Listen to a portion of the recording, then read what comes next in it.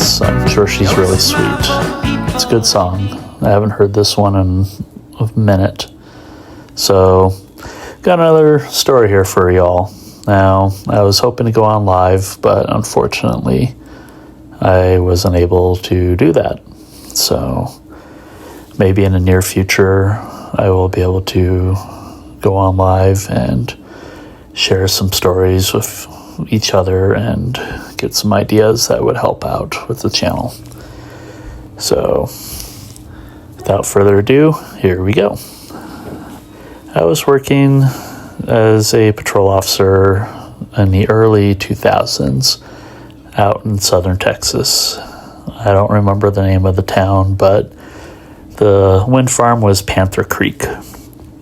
And it was just south of Big Spring, Texas.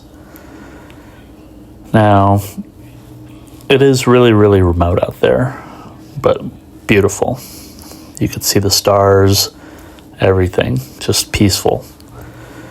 So one night I was out on patrol and one of my buddies called on the radio that he needed assistance. So I respond and start heading out that way.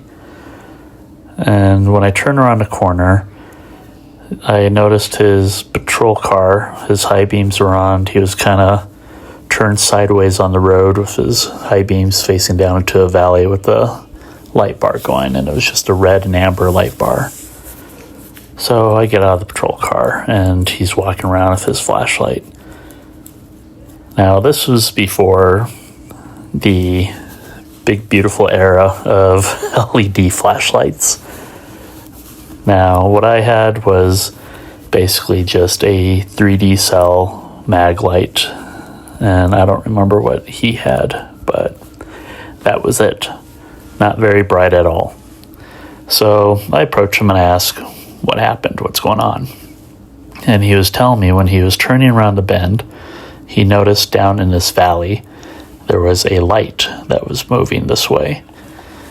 So he pulled his car there, bent down, picked up his flashlight, and got out of the vehicle. The light was gone.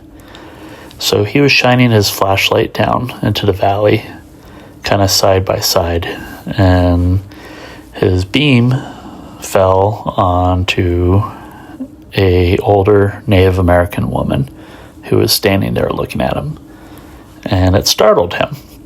He jumped back. He was, what the heck? Called out to her. Nothing. So he started making his way down the hill into that valley, and it disappeared. He wasn't able to see it again. No sign, no tracks, anything. So, and then that's when I showed up. So I help him out. I'm also shining my flashlight down there. I got my high beams aimed down into that valley. We're not really seeing anything. It's just blackness. And I thought that was kind of real interesting. He was absolutely stumped about it. So later that evening, when he got back to our trailer Connex office that we had set up out there, he was doing some research. And I tried to do some research of my own on that area, but I haven't really found anything.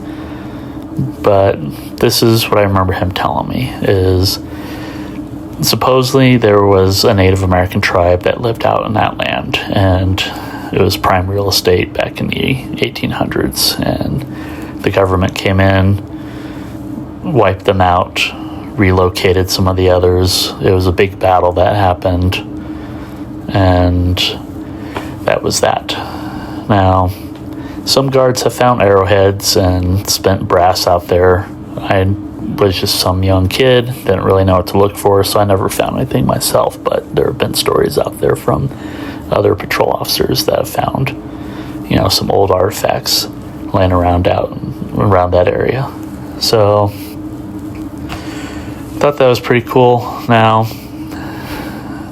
I never really saw the ghost or anything like that, the Native American entity, I guess you could say, but there were a few nights where I'd be on patrol and I would see weird lights off in the distance, kind of like orbs, and Every time I would head out towards it, I'd try to intercept it, try to catch up to it. They would just disappear, and there would be nothing in that area.